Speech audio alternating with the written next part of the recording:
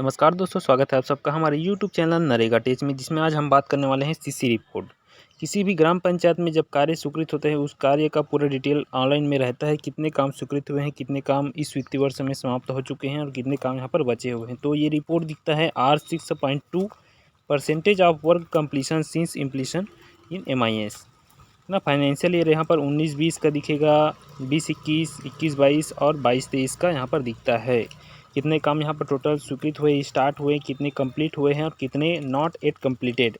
जो not at completed रहता है उसको ही कंप्लीट करना होता है। यही रिपोर्ट होता है जो सीसी रिपोर्ट के नाम से इसको जाना जाता है। जैसे कि एक देख रहे हैं यहाँ पर अमोरा नाम का जो ग्राम पंचायत है, उसमें टोटल 111 काम स्वीकृत हुए हैं, 108 काम यहाँ पर कंप्लीट हो चुका है और 3 ऐसे काम हैं जो कंप्लीट नहीं हुए हैं, है ना, जिसके कारण जो कंप्लीशन रेट है 97.3 यहाँ पर दिखाई दे रहा है 6 नंबर कॉलम में। देखते हैं 3 काम कौन कौन से हैं। तो यहाँ पर देख सकते हैं तीनों कॉलम PMAYG प्रधानमंत्री आवास योजना के तहत हुआ है। इस रिपोर्ट के माध्यम से आप देख सकते हैं खर्च कितनी हुई है और कितनी स्वीकृति यहाँ पर हुई है इस काम कार्यों में, है ना। टोटल एस्टिमेट कॉस्ट और एक्सपेंडिचर कॉस्ट से आप जान सकते हैं।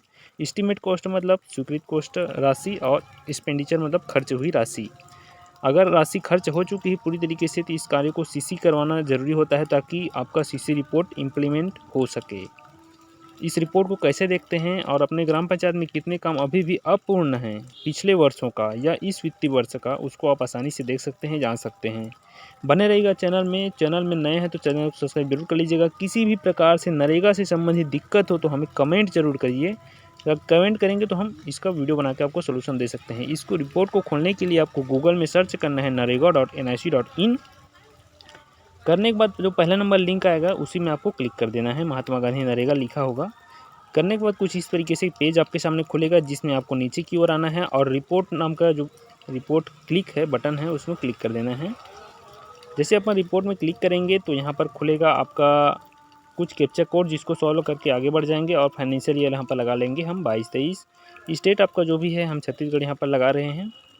लगाने के बाद आपको जाना है R6 वर्क प्रोग्रेस में जैसे अपन जाते हैं यहाँ पर देख सकते हैं दूसरा number yearly work completion rate, इसमें हम क्लिक करेंगे। क्लिक जैसे ही करते हैं यहाँ पर रिपोर्ट खुलकर हमारे सामने आता है, जिसमें डिस्ट्रिक्ट वार रिपोर्ट यहाँ पर दिखाई देता है छत्तीसगढ़ के। इसमें हम पहला नंबर डिस्ट्रिक्ट लगा देते हैं बालोद डिस्ट्रिक्ट। लगाने के बाद बालोद को पुनः हम क्लिक करेंगे तो यहाँ पर बालोद का ब्लॉक आ जाएगा, जितने भी ब्लॉक होंगे वहाँ पर, और ब्लॉक को क्लिक करेंगे तो ग्राम पंचायत का रिपोर्ट आ जाएगा। तो हम जो रिपोर्ट चाहते हैं वो रिपोर्ट यहाँ पर खुलकर आ गया। तो बने रहिएगा चैनल में। इसी प्रकार कैसी लगी जानकारी हमें कमेंट करके ज़रूर बताइएगा। बहुत बहुत धन्यवाद।